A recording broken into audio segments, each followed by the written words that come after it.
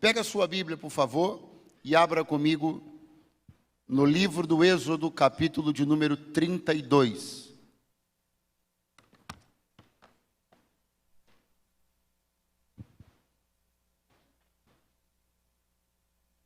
Capítulo de número 32. Melhor, capítulo de número 33.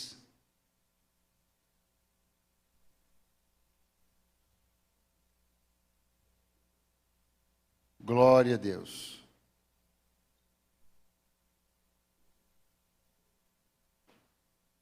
Glória a Deus.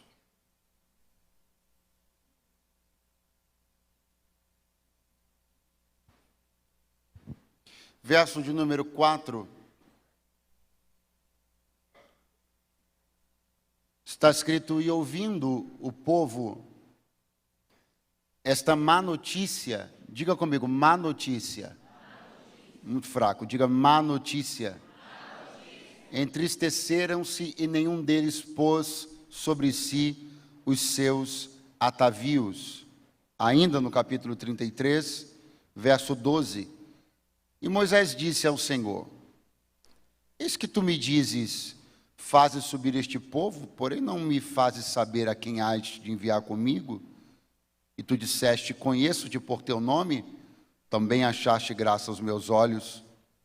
Agora, pois, se eu tenho achado graça aos teus olhos, rogo-te que agora me faças saber o teu caminho, e conhecer-te-ei, para que ache graça aos teus olhos.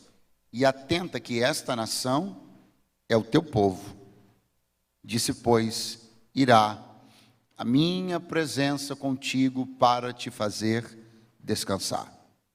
Então disse-lhe, se a tua presença não for conosco, não nos faça subir daqui. Quantos podem dizer amém? Graças a Deus. Pastor Ney, pastor Andréia, meus queridos amigos, vou dizer aqui pertinho de vocês, olhando nas butucas dos vossos olhos, aleluia. Obrigado mais uma vez pelo convite, pela amizade, pelo carinho. Obrigado por essa aliança tão estável, tão duradoura, que o Senhor estabeleceu entre nós. Eu grifei aqui, claro, de maneira proposital com você, uma expressão bíblica muito interessante, utilizada por Moisés no livro do Êxodo, ao classificar algo que chegou aos ouvidos do povo dessa forma: uma má notícia. Se tem uma coisa que nós esperamos receber cada vez menos, embora sabendo de forma madura que uma vez ou outra pelo menos iremos receber, mas o que esperamos receber cada vez menos são exatamente estas más notícias. As más notícias podem ter alguns níveis de impacto a depender de como cada pessoa lida, de como cada pessoa enxerga, de como cada pessoa recebe. Às vezes uma notícia impacta negativamente meu mundo de uma forma muito grande, e talvez para você isso não queira dizer quase que nada. Mas existem algumas coisas que são más notícias para todo mundo, que não tem como escapar, não tem como fugir, não tem como ficar alheio àquilo. Más notícias que englobam todos, que afetam todos, que impactam todos. E a respeito desta má notícia em particular, que estamos falando aqui do livro do Êxodo, essa má notícia não dizia respeito a fatores políticos, não que estes fatores não sejam importantes, mas não dizia respeito a isso. Também não dizia respeito a fatores econômicos, não que esses fatores não sejam importantes, mas não dizia respeito a isso. Esta má notícia dizia respeito a um fator que se sobrepõe a todos os outros. Essa má notícia dizia respeito a algo que está acima de tudo que se pode pensar como importante na vida do ser humano. É sobre a presença de Deus.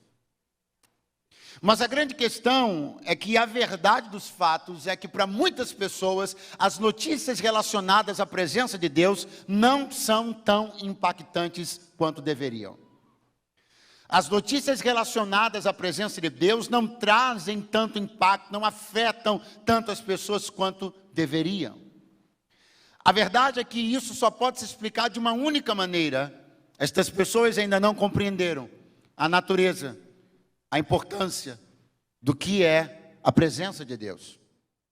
Mas eu quero falar a vocês esta manhã de domingo, e eu tenho um apreço já declarado muitas vezes, aqui com certeza em algum momento também, um apreço particular pelas manhãs de domingo, as enxergo como um tempo de muito quebrantamento para a igreja, um tempo de alegria, um tempo de comoção.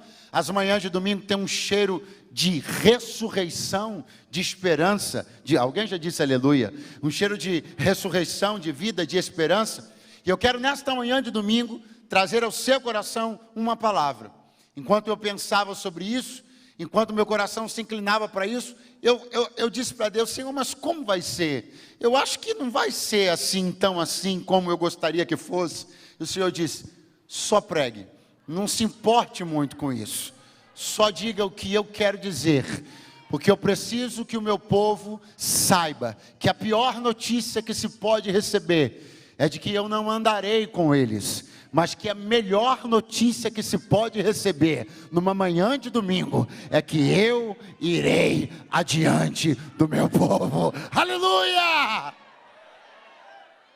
Eu não sei quais más notícias têm impactado o seu mundo, não sei quais más notícias desmotivaram você essa semana, não sei quais más notícias trouxeram para você preocupação, desalento, mas há uma boa notícia dos céus para nós esta manhã. O Senhor está disposto a caminhar conosco, e se a presença dEle for conosco, grandes coisas estão por vir. Aleluia, aleluia. Essa má notícia de que Deus não iria caminhar mais com o seu povo, ela foi decorrente de um episódio, ela foi resultado de um dos capítulos mais lamentáveis envolvendo a relação do povo de Deus com Deus. Conta-nos a Bíblia que quando o Senhor estava falando com Moisés durante um período que durou 40 dias, e passando para Moisés tudo que deveria constituir a lei, os preceitos comportamentais que o povo de Deus deveria adotar, moralmente, eticamente, liturgicamente. Quando acabam-se os 40 dias, o Senhor dá uma notícia para Moisés: Moisés, desce depressa, porque o povo se apressou, e se apressou em quebrar a aliança. É como se Deus estivesse dizendo: eu mal acabei de instituir a aliança, e eles já quebraram a aliança. E é em decorrência desse episódio que tudo isso aqui vai acontecer. Porque quando Deus enxerga aquela situação, quando Deus percebe que tão rapidamente aquele povo se dispõe a quebrar uma aliança, desonrando Deus, parecendo-se ter esquecido das coisas que tão recentemente haviam sucedido, como por exemplo a saída triunfante desse povo de dentro do Egito após o Senhor enviar 10 pragas que assolaram o Egito, enquanto este mesmo povo permanecia ileso e isento destas pragas, numa geografia específica do Egito, a terra de Gósen. Parecia mesmo que eles haviam tão rapidamente esquecido, como o Senhor Deus fez afundar e afogar no mar o cavalo e o cavaleiro dos egípcios e de Faraó, como o Senhor rasgara ao meio o mar vermelho e fizer o seu povo passar triunfante, como o Senhor erguera uma coluna de fogo que os guiava e aquecia de noite, e uma coluna de nuvem que os guiava e refrigerava de dia. Deus está dizendo: Moisés, foi muito rápido, esse povo se esqueceu de tudo que aconteceu, apressadamente quebrou a aliança, E agora, em decorrência desta aliança quebrada, é que paira esta má notícia: Deus não irá mais caminhar com o povo de Israel. Só que isso vai se reverter. Eu já vou dar a boa notícia. Isso vai se reverter. Mas isso vai se reverter a partir de um processo. Isso vai se reverter a partir de uma reconquista de confiança. Isso vai se reverter a partir de alguns processos disciplinares, educativos, pedagógicos. Isso vai se refletir a partir de reverter a partir de alguns processos de quebrantamento, arrependimento, reversão de quadros. Porque se é verdade que queremos a presença de Deus, também é verdade que precisamos estar dispostos a lutar por isso, tal qual, melhor, muito mais do que lutamos por outras coisas que nós ambicionamos. Pergunte para alguém próximo a você, o quanto? Pergunte, quanto você quer a presença de Deus?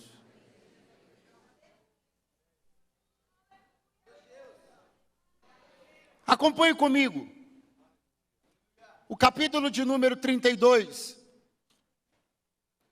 é a chegada, é a narrativa a respeito da construção do bezerro de ouro e da quebra da aliança. E de repente no verso de número 19 do capítulo 32, é Moisés descendo do monte após ser notificado por Deus a respeito do que havia acontecido. E nos separamos no verso 19, quando está escrito assim: aconteceu que chegando ele ao arraial, e vendo o bezerro e as danças, acendeu-se o furor de Moisés, e arremessou as tábuas da sua mão, e quebrou-as ao pé do monte. Diga comigo, quebrou-as. Muito fraco, diga quebrou-as. Estas tábuas haviam sido escritas pelo próprio Deus, durante este período de 40 dias. A Bíblia diz que quando esse período de 40 dias terminou, o Senhor entregou a Moisés uma espécie de suprassumo, de resumo, de síntese, de tudo aquilo que eles haviam conversado durante aquele período de 40 dias. Aquilo está escrito, representado nos 10 mandamentos, escrito em tábuas de pedra. Agora perceba bem, nós estamos falando de alguém que está na gestão e no governo de toda essa questão aqui, Deus. Diga forte, Deus. É Deus quem escolhe o material, é Deus quem escolhe escrever, é Deus quem escolhe o que escrever, é Deus quem escolhe quando escrever, é Deus quem escolhe quando terminar de escrever, é Deus quem escolhe quando entregará isso nas mãos de Moisés. Ele está na gestão de tudo relacionado àquelas tábuas de pedra. E eu fico me perguntando, sabendo Deus as coisas que estavam por acontecer, sabendo Deus a respeito do temperamento de Moisés, sabendo Deus quem nós somos, sabendo Deus as nossas tendências e inclinações para se irar, se aborrecer, se exasperar, se descontrolar, sabendo Deus sobre tudo isso, e estando Ele na gestão de todo esse processo, a pergunta que eu faço é: por que Deus então não escreve estas coisas num tipo de material que pudesse ser resistente? Pelo menos um tipo de material que pudesse ser um pouco mais resistente. Porque a Bíblia está narrando uma coisa assim. Moisés pega as tábuas de pedra e as arremessa no pé do monte, e elas se espatifam, elas se quebram. Elas se quebram porque são de um material sensível. Elas se quebram porque são de um material delicado. E eu volto a fazer a mesma pergunta até que você entenda que essa é uma pergunta que vale a pena você fazer também. Se Deus conhece quem somos, quem são as pessoas que portam aquilo que Ele entrega, se Ele conhece a fragilidade das nossas mãos, se Ele conhece a nossa tendência ao desequilíbrio, ao destempero, por que não, então, confiar nos coisas inquebráveis? Não seria mais lógico, mais coerente que Deus, abre aspas, respeitasse nossas fraquezas e fragilidades e nos desse umas coisas assim mais duráveis? Mas o mesmo Deus que tem a capacidade de segurar um homem durante 40 dias, imerso numa revelação. O mesmo Deus que tem a capacidade de rasgar o mar no meio, enviar 10 pragas sobre o Egito. O mesmo Deus que tem a capacidade de fazer tudo que Ele fez. Ele pega o registro mais santo, o registro mais importante que a humanidade já vira até então, e coloca esse registro numa simplória tábua de pedra, que no primeiro contato com o chão se espatifou. Porque o que eu e você precisamos entender essa manhã, é que isso não é sobre o quanto Deus pode ou não pode criar materiais inquebráveis. Isso é o quanto Deus, de forma proposital, permite que seja, sim, frágil, sim, quebrável. Porque se não fosse assim, nenhum de nós teria cuidado algum ao lidar com aquilo que Deus nos faz chegar nas mãos. Deus me trouxe aqui esta manhã para dizer uma coisa para você: quebra sim. Se alguém te disse que não, quebra sim. Se alguém te disse que você pode se relacionar de qualquer maneira que desejar, mentiu, quebra sim. Se alguém te disse que você pode se descontrolar quando e na hora que quiser, porque tudo vai voltar, quebra sim. Se alguém te disse que você pode lidar com isso de maneira relaxada, quebra sim. Eu vim de Deus aqui desfazer algumas mentiras que você tem ouvido e recuperar no teu espírito e no teu ânimo o zelo e o temor por tudo aquilo que Deus tem feito chegar às suas mãos. Quebra sim. Então redobre seu cuidado, redobre sua atenção, redobre seu zelo, redobre sua educação ao lidar com as coisas que são de Deus, redobre sua reverência, redobre seu temor, porque quebra sim. Mas assim te diz o Senhor: não vai quebrar, porque está na tua mão, e da tua mão não vai para o chão para se espatifar, porque eu estou te entregando algo que você vai ter tanto cuidado para lidar, que vai chegar na eternidade intacto. Aleluia. Oh, glória a Deus.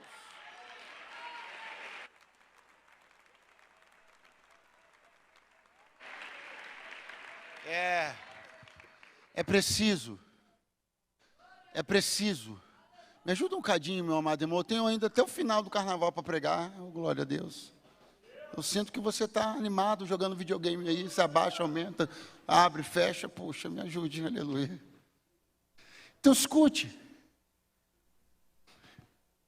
Quebra sim. Quebra sim, Moisés. Não vai esquecer disso nunca mais. Quebra sim, e Moisés nunca mais vai se descontrolar desse jeito. Quebra sim, e Moisés nunca mais vai arremessar as coisas assim no seu primeiro descontrole. Porque algumas coisas tiveram que se espatifar bem na sua frente, para que você compreendesse a fragilidade que havia nelas. Para que você passe agora esse ano de 2023... tendo tido a experiência do que se quebrou em 2022, e passando a redobrar o cuidado com o qual você lida com as coisas que Deus entrega nas suas mãos. Abra as mãos assim comigo, por favor, glória a Deus. Isso, dá uma chacoalhada na pessoa que está do seu lado, dá uma acordada nela, isso. Puxa vida, tem um irmão que está dormindo ali, eu vou fazer igual ele, eu vou lá, hein, aleluia. Dá uma acordada nele agora, diga para ele: quebra sim. E pode ser que tenha quebrado no ano passado, mas está na tua mão de novo inteiro.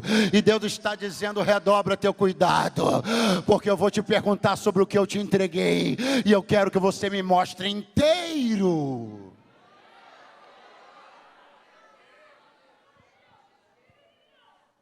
Quebrou. E agora, depois que Moisés quebra essas tábuas, ele vai na direção do povo. E quando ele vai na direção do povo, ele vai tomar algumas medidas em relação àquele bezerro construído. Porque veja, não dá para voltar atrás. Todo mundo sabe disso aqui, não sabe, gente? Sim ou não? Ou você pensa que dá para voltar no tempo? Não, você sabe que não dá para voltar, né? Você, depois de uma coisa construída, você não pode voltar atrás, ela está construída. Você só pode agora fazer uma coisa, caso você esteja insatisfeito com o que foi construído. Adivinha o que é? Destruir. Moisés sabe que não pode voltar no tempo, ou seja, o que foi feito, o bezerro foi construído. Então o que ele precisa fazer com o que foi feito? Desfazer. O que ele precisa fazer com o que foi construído? Destruir. Eu quero convidar você a parar de alimentar essas esperanças infantis de, se eu pudesse voltar no tempo. Não pode. Mas se eu pudesse ir lá no meio do ano passado de novo, não dá para ir. O que foi construído inadequadamente foi construído. A aliança feita, a revelia da vontade de Deus foi feita. O que você tem que fazer com ela agora? Quebra. Não dá para voltar no tempo e não ter a conversa que você teve. Você teve. Não dá para voltar no tempo e não ter o encontro que você teve. Você teve. Não dá para não assinar o que você assinou. Você assinou. Mas quem fez, desfaz. Quem construiu, destrói. Porque Deus me trouxe hoje aqui para dizer, eu estou esperando algumas atitudes enérgicas da sua parte, que vão comprovar que você está enxergando, que ter construído algumas coisas nos distanciou, mas se você destruí-las, nós vamos nos aproximar outra vez.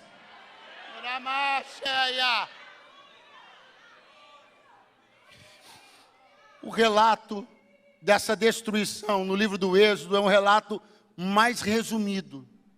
Mas no livro de Deuteronômio, capítulo 9, verso 21, Moisés voltou a tocar num assunto a respeito do episódio do bezerro de ouro. Aí anote o que ele falou que fez. Olha isso, ele diz assim, eu vou dizendo e você repete comigo. Diga, queimei. Horrível, você está com medo de queimar, né? Está com medo que eu estou vendo. Diga, queimei, pisei, moí, até que se desfez. Queimei, pisei, moí, até que se desfez. Eu não cheguei para lá, peguei o bezerro, cobri ele com um pano, cobri ele com um tapete, fingi que ele não estava lá. Não, eu queimei, pisei, moí, até que ele se desfez. Eu não realoquei o bezerro. Eu não mudei ele de lugar. Eu queimei, pisei, moí, até que se desfez. Porque existem coisas que você resolve com realocação. Tira de um lugar, bota no outro, resolve o problema. Tem coisas que você não resolve com realocação, você só resolve com destruição. Você vai ter que tirar isso da tua vida. Deus me trouxe para dizer, eu não quero que você realoque. Não é para trocar o problema de lugar. Calamancheia. Não é para realocar o problema. Eu não quero que você faça realocações nem reacomodações. Não é para mudar o problema de quarto. Não é para tirar do armário e botar no closet. Não é para tirar do closet e botar debaixo da mesa. Não é realocação. É eliminação. Vai ter que tirar da tua vida. Oh, glória. Canto de Oma. As ações que Moisés diz ter tido, todas elas empregam energia. Ele diz, pisei, queimei, moí, até que se desfez. Eu não podia lidar com isso de forma assim, cheia de, não, queimei, pisei, moí, até que se desfez. Eu não podia agir com cordialidade, com condescendência. Eu não podia querer ser ético, querer ser educado. Eu não podia querer ser diplomático. Eu tinha que ser enérgico. Queimei, pisei, moí, até que se desfez. O Senhor está dizendo aqui para nós esta manhã. É muito bonito quando você é educado. É muito bonito quando você é cordial. É muito bonito quando você lida com as coisas assim de uma maneira diplomática. É lindo, maravilhoso. Só que em relação a isso aí, você sabe do que eu estou falando. Em relação a isso aí que está pondo em dúvida se Deus continua andando com você ou não. Em relação a isso aí que desencadeou uma má notícia. A má notícia foi que Deus não iria mais contigo.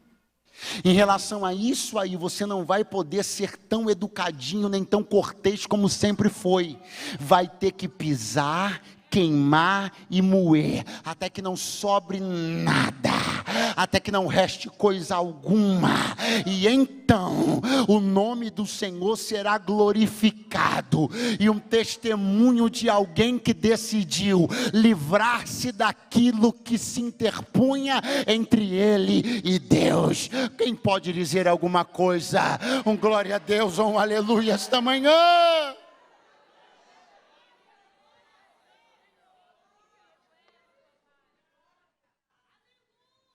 Aí, a má notícia vem. E no verso de número 5, o Senhor diz uma coisa a Moisés.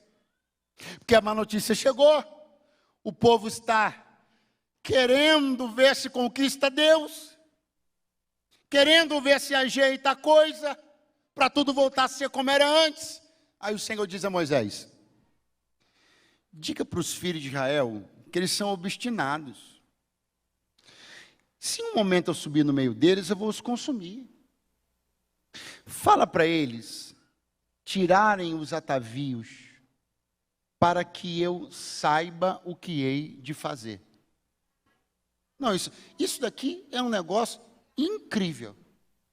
Preste atenção no que Deus falou. Deus falou assim: manda eles tirarem os atavios, manda eles tirarem os pendentes, para que eu saiba o que hei de fazer. Pastor, como assim? Deus não sabe o que fazer? Deus está perdido? Não. O que Deus está querendo dizer é o seguinte: através desses elementos, através desse ouro, eles construíram o bezerro. Eu dei a má notícia que não ia mais com eles. Eles querem que eu volte. Só que, Moisés, eu preciso de uma ação concreta deles. Eu preciso que de maneira concreta eles ajam na direção daquilo que eles estão falando que querem, que é a minha presença de volta. Então manda eles arrancarem os pendentes todos. Porque então, o que Deus está dizendo é o seguinte: então, a partir de então, só depois disso, para início de conversa, eu não vou falar nada a respeito do futuro, sem que eles me deem uma mínima prova de que estão interessados em mim. Decalacheia. Eu não vou anunciar para eles uma boa notícia em substituição à má notícia, só para atender o capricho deles. Eu quero que eles apresentem uma ação concreta, na direção de manifestar o quanto eles me querem, do lado deles de novo. Diga para eles se livrarem, para eles tirarem os pendentes. Eu quero que eles tenham uma ação concreta de renúncia e de entrega. E quero que isso envolva a mesma coisa que eles usaram contra mim. A mesma coisa que eles usaram para construir o bezerro. Manda eles tirarem tudo. Eu quero olhar para eles e vê-los sem um pendente sequer na orelha, no pescoço, em lugar nenhum, para que eu saiba que eles fizeram o que eu mandei, porque se eles não fizerem o que eu mandei, a gente nem começa a conversar. Pastor, onde o senhor quer chegar? Já cheguei. Existem coisas que são imprescindíveis para que uma mínima conversa entre Deus e nós comece. Existem coisas sem as quais Deus nem começa uma conversa. Porque Deus me trouxe aqui para te falar uma coisa que eu não sei o que você vai pensar, como é que você vai reagir. Mas Ele me trouxe para dizer: você não fez minimamente o que eu mandei. Você está querendo que nós conversemos sobre como vai ser a jornada de nós dois juntos em 2023, como vão ser suas conquistas, aonde você vai estar, mas você não cumpriu nem a cláusula básica que eu estabeleci para a nossa conversa ser retomada. Pense na sua relação com o seu filho. Quem tem filho aqui? Quem tem filho aqui? Pense na sua relação com o seu filho. Você não tem filho? Então lembre da sua relação com seu pai. Pensa. Você dava um comando para ele, uma ordem para ele. Vamos supor, vai tomar banho. Essa é uma típica ordem, né? Aí, de repente, ele chega sem tomar o banho e diz assim, posso tomar sorvete? Aí, na sua cabeça, uma coisa está muito clara. E ele parece não estar entendendo. Como ele quer falar de uma outra coisa, sem ter feito ainda a coisa anterior?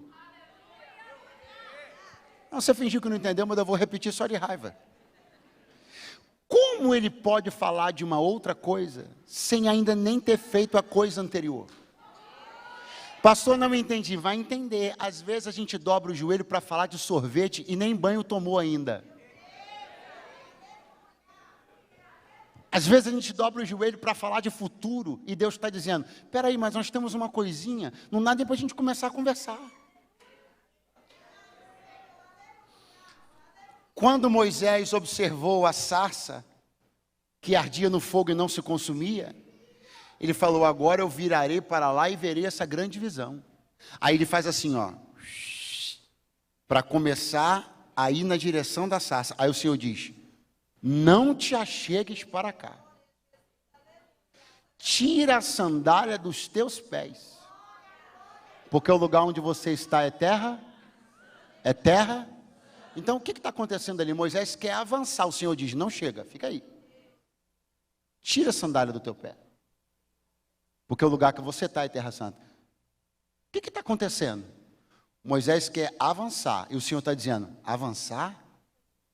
Para você continuar parado aí, você já tem que tirar a sandália. Ou seja, para você garantir permanecer onde você está, você tem que se santificar. Quanto mais pensar em chegar para mais perto. Então o Senhor está dizendo assim, há uma coisa que eu quero que eles façam, sem a qual nós nem iniciaremos essa conversa.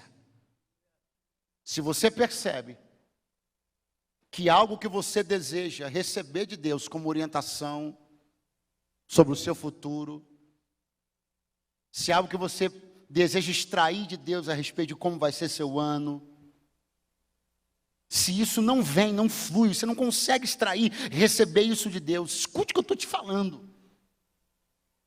Se você percebe que nas suas orações, você não consegue trocar essa informação com Deus, você não consegue extrair de Deus as coisas que você quer saber a respeito do seu próximo passo, e isso provavelmente indica que existe uma coisa que ainda paira, e que Deus ainda requer de você, sem a qual a conversa sobre o futuro não começa. Quem diz amém? Amém. Escute. Então, para início de conversa, agora, veja a gravidade disso daqui. Isso aqui é um negócio. E tornou Moisés a tenda e a estendeu para si fora do arraial, desviada longe do arraial. E chamou-lhe a tenda da congregação. E aconteceu que todo aquele que buscava o Senhor, a tenda da congregação que estava fora do arraial. E então o Senhor vai dar uma ordem. E a Bíblia vai dizer uma coisa que é chocante. Verso de número 6. Então os filhos de Israel se despojaram dos seus atavios ao pé do monte Horebe. Pergunte para mim, onde isso deu? Não, muito fraco, eu perguntei onde isso deu. Diz a Bíblia firme e categoricamente, que então, nunca mais, os filhos de Israel voltaram a usar pendentes. Você sabia disso? Você sabia que na jornada do deserto, depois deste dia, nunca mais os filhos de Israel voltaram a usar pendentes, na jornada do deserto. Não é que nunca mais na história de Israel eles usaram pendente. Na jornada do deserto, aquela geração que pereceu no deserto, nunca mais voltou a usar pendente depois disso aqui. Por quê? Porque o Senhor disse, nunca mais. E por que é que veio sobre eles um nunca mais? Por que é que lhes acometeu um... Você percebe o peso disso, a gravidade disso? Não é eu e você dizendo nunca mais, que a gente muda de ideia, a gente revê. É Deus dizendo nunca mais. Quando eu digo nunca mais, é nunca mais. Você tem ideia do que significa o peso de Deus olhar para alguém e dizer, nunca mais isso, nunca mais aquilo, acabou, irreversível. Agora a pergunta é, por que que Israel foi acometido pelo nunca mais de Deus? Porque Israel cedeu a algo que eu chamaria de só dessa vez. E quando você cede para o só desta vez, você abre-se para ouvir de Deus um nunca mais. É por isso que eu e você precisamos eleger como inegociáveis algumas coisas.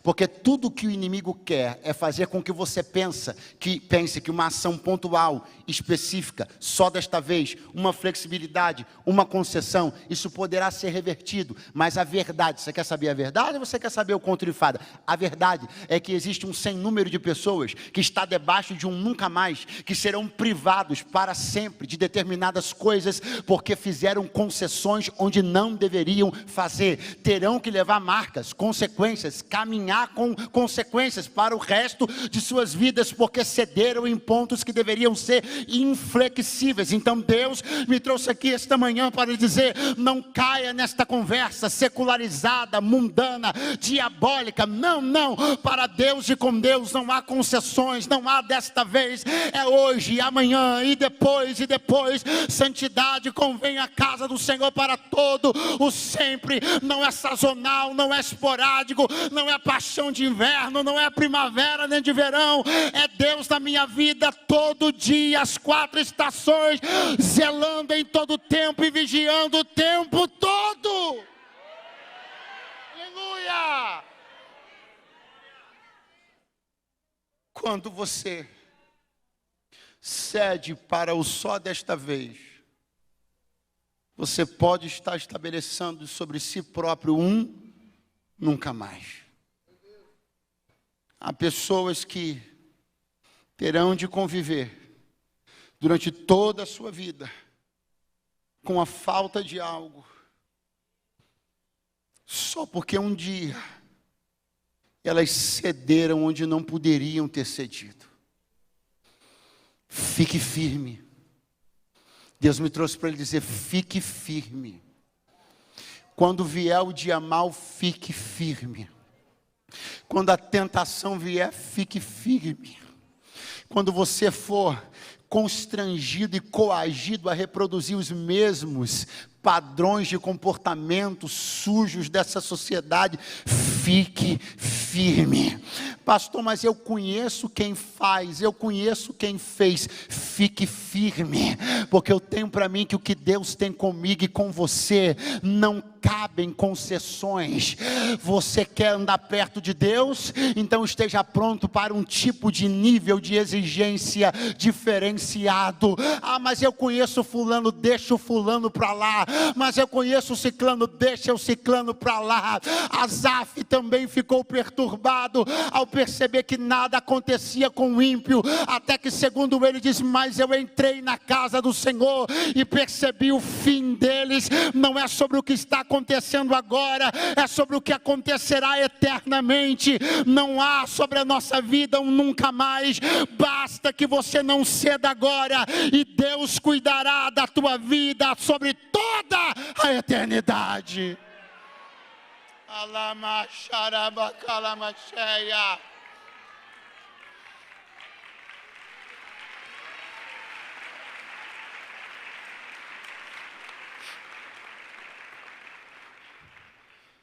Moisés então vai começar a falar com Deus e eu começo a concluir.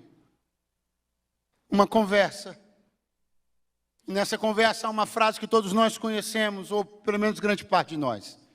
Está no verso 18 do capítulo 33. Queria que você repetisse após mim. Diga, rogo-te, muito fraco, rogo-te, que me mostres a tua glória. Avisa o teu vizinho, um pedido lindo.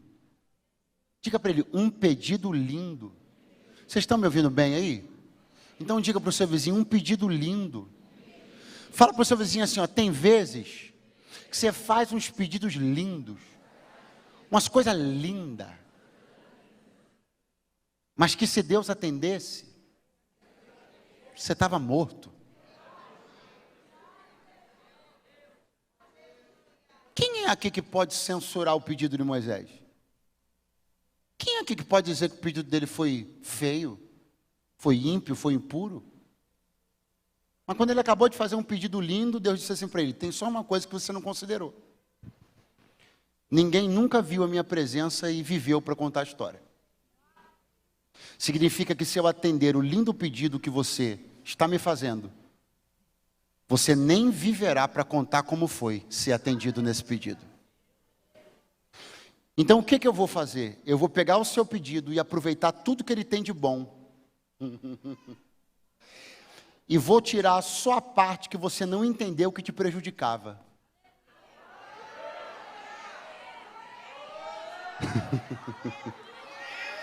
Deus me trouxe.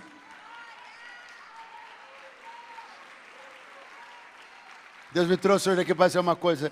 Tem orações suas que, se eu atendesse na íntegra do que você pediu, você estava morto. Porque você não avaliou os efeitos colaterais do que você queria. Você só focou na experiência que você queria ter, naquilo que você queria obter, mas você não pensou no efeito colateral. Mas eu conheço o efeito colateral, diz o Senhor. Então ele diz: eu não vou pegar seu pedido, amassar e jogá-lo fora. Eu vou refiná-lo. Eu vou filtrá-lo. Eu vou mexer nele porque eu conheço sobre o seu pedido coisas que nem você conhece. Eu conheço sobre os desdobramentos desse sonho que você tem, coisas que você não sabe. Eu sei do nível de guerra que você vai entrar logo depois que eu fizer o que você está me pedindo. Só que você não está medindo esse nível de guerra. Só que eu já medi o nível de guerra, já medi tua estrutura e já vi que você não vai dar conta. Então não é que eu vou jogar seu pedido fora, eu só vou readequá-lo à tua real necessidade. Eu não quero que você fique triste pensando que Deus não ouve suas orações. Quero que você fique feliz por saber que Deus não é inconsequente de atender o que você pede exatamente do jeito que você pede. Porque Deus não quer que você viva o que você quer hoje para morrer amanhã. Ele quer que você viva o que você quer hoje e tenha vida prolongada para desfrutar daquilo que você recebeu. Então acorda alguém do seu lado, dá uma boa chacoalhada nele e diga assim: Deus não está jogando teu pedido todo fora, não. Ele está dando uma boa melhorada nele. E a melhor parte é que você vai ficar vivo no final para comemorar essa vitória que você vai receber. Quem pode dizer amém? Quem pode dizer graças a Deus? Então, é assim, olha. Ninguém nunca viu a minha glória para viver. Então, se eu fizer do jeito que você está me pedindo, não vai dar certo. Então, nós vamos fazer de um jeito. E esse jeito vai dar certo. E qual é o jeito, Senhor? É assim, ó. Te porás sobre a pedra.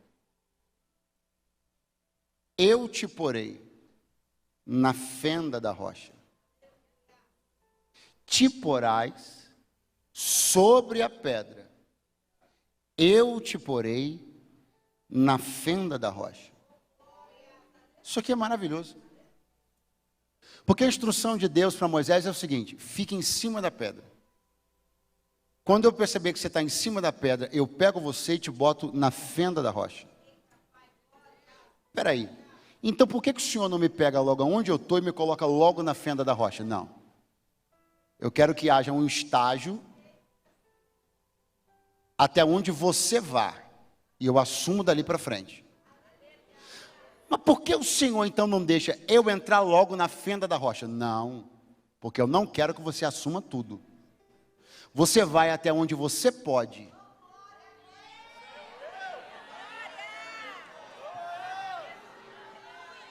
E depois, quando você estiver no limite da sua capacidade, quem te coloca para dentro sou eu. Oh, nasci para Deus, estende a tua mão bem alto, o mais alto que você puder, lá no 3º andar. Porque o Senhor me trouxe aqui para dizer uma coisa: o que eu peço de você é posicionar-se.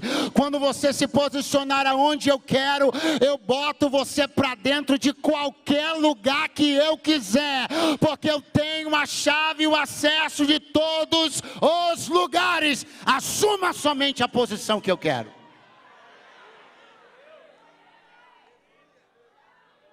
Mas se eu articular bem, se eu planejar bem, eu acho que consigo, eu entro na fenda da rocha. O Senhor diz: não, você vai ficar em cima da pedra.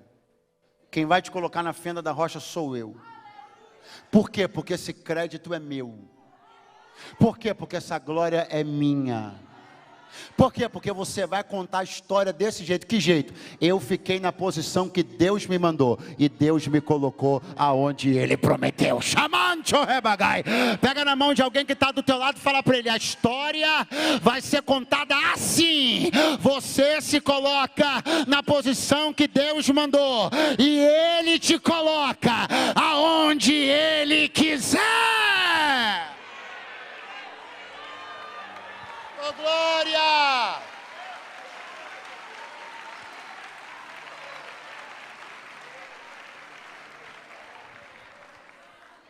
O profeta Obadias, no capítulo 1 e no versículo 3, ele denuncia a soberba de Edom.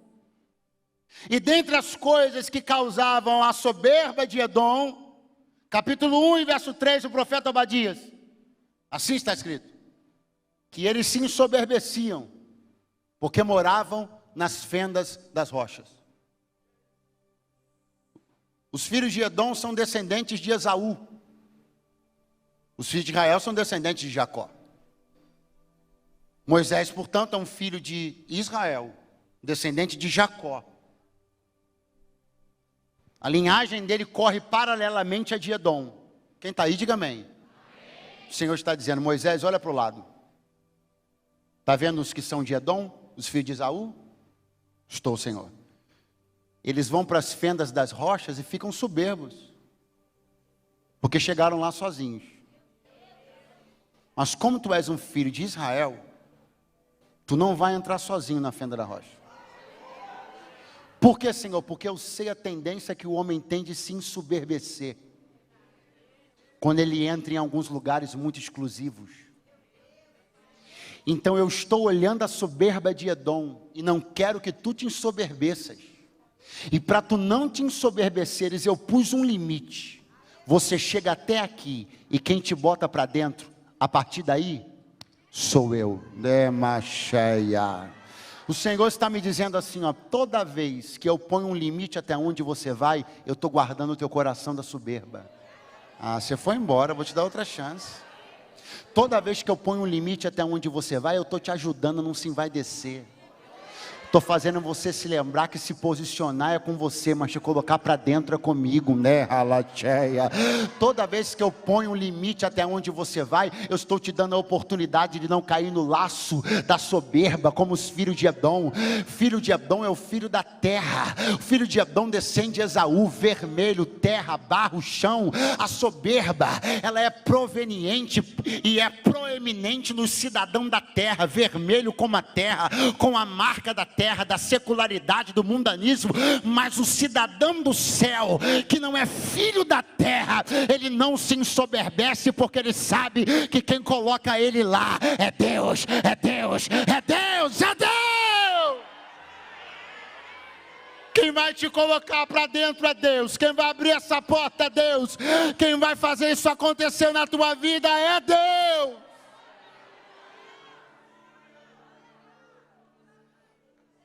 Moisés. Êxodo 24:18 diz que Moisés entrou na nuvem. Diga comigo: Moisés entrou na nuvem. Êxodo 33, verso 8 diz que Moisés entrou na tenda. Diga: Moisés entrou na tenda. Moisés havia entrado na nuvem, havia entrado na tenda, mas na rocha o Senhor disse: não, eu te coloco.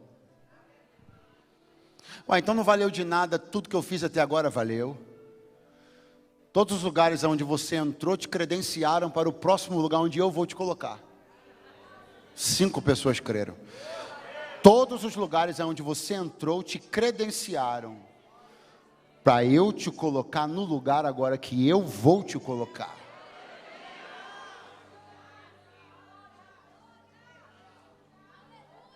Pastor, o que aconteceu lá dentro? O Senhor diz: eu vou te colocar na fenda da rocha. Eu vou colocar você dentro da pedra. Se você for embora, volte agora. Eu vou pegar você e vou te colocar na fenda da rocha. Eu vou te colocar dentro da pedra. Pastor, e aquela tábua de pedra que quebrou? Ficou quebrada? Ficou. E não deu mais nada aquilo não? Deu. O Senhor disse para Moisés: pega outras 2 tábuas de pedra, sobe no monte de novo. Nós vamos ficar mais 40 dias lá, para você aprender a ser menos nervosinho. Nós vamos ficar mais 40 dias lá, você desce com outra pedra. Só que entre a primeira subida e a segunda está esse episódio aqui. Ou seja, Moisés não teve a experiência de ver de novo as tábuas de pedra escritas antes de que isso aqui tivesse acontecido. Pastor, e o que é isso aqui? É Deus colocando ele na pedra. Porque você tem que entender o que isso aqui significa. O texto bíblico diz que Deus tinha escrito com seu próprio dedo. Significa que Deus pessoalmente escreveu nas tábuas de pedra, aquelas que Moisés quebrou. Pastor, vai ter tábua de novo escrita com os mandamentos? Vai, mas não antes disso aqui. Porque isso aqui é Deus pegando Moisés e colocando ele na pedra. O que Deus tinha feito antes? Colocado a letra na pedra. O que Deus está fazendo agora? Colocando Moisés na pedra. E por que Deus está fazendo isso? Porque Deus está apontando uma coisa. Deus está anunciando algo. Deus está dizendo: há livros que eu escreverei. Eles são poderosos. Eles são notáveis. Mas mais notáveis ainda são as pessoas que eu escrevo. Pastor, você está dizendo que nós somos mais importantes que a Bíblia? Não. Eu só estou dizendo que alguém pode pegar essa Bíblia aqui e tacar ela no fogo, mas vai continuar olhando para mim e me lendo. Porque do mesmo jeito que a tábua quebrou, a Bíblia pega fogo, as páginas podem ficar mofadas ou até rasgadas. Mas Deus estava apontando uma coisa muito linda. Ele estava dizendo: eu vou começar a escrever pessoas. Pega a mão de alguém que está do teu lado, dá uma acordada nele e diga assim: você é a escrita de Deus. Diga para ele: você não está enxergando, mas Moisés na fenda da rocha é Deus pegando o homem e escrevendo ele, porque tábuas se quebram, páginas rasgam, mas homens escritos são testemunhos que o mundo não pode resistir. Alguém está aí esta manhã? Aleluia! Oh, glória!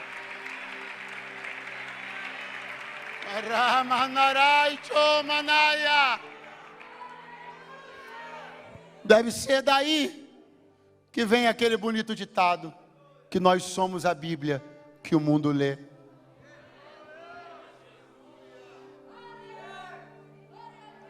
João disse: jovens, eu os escrevi porque sois fortes, e a palavra de Deus está em vós. Não porque vocês carregam uma Bíblia debaixo do braço, mas porque Deus escreveu em vocês. Eu quero encorajar você a viver uma vida. Eu quero encorajar você a viver uma vida tão poderosamente escrita por Deus, que todo mundo tenha que ler. Nós somos tão poderosamente escritos por Deus, que não há quem não consiga enxergar a marca inquestionável de um Deus que faz milagres e transforma pessoas. Eu estou falando a uma igreja que vai sair desse congresso no feriado de carnaval, tão marcada por Deus, alguém já levantou a mão, tão marcada por Deus, tão cheia de Deus, tão marcada por Deus, e tão cheia de Deus, que até quem nunca abriu a Bíblia vai olhar para você e vai saber que Jesus salva, cura, liberta, batiza com Espíritos. Quem pode dizer glória essa manhã? Quem pode dizer aleluia essa manhã?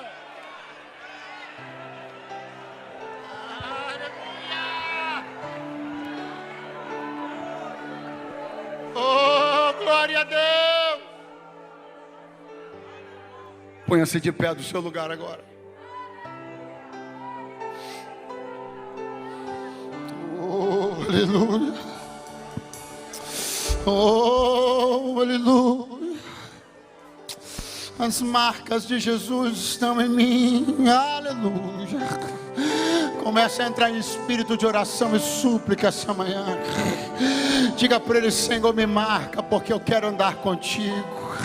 Eu não quero receber a má notícia de que o Senhor não vai comigo. Eu estou agora dizendo para você que todas as más notícias serão substituídas por uma boa e grandiosa notícia. Qual, pastor? Deus irá conosco. Ele irá conosco. Não acho que você me ouviu dizendo que alguém de carne e osso vai contigo. Eu estou dizendo que Deus irá conosco. Não acho que você me ouviu dizendo que alguém que se morrer hoje está fedendo, amanhã vai contigo. Não, eu estou dizendo que Deus irá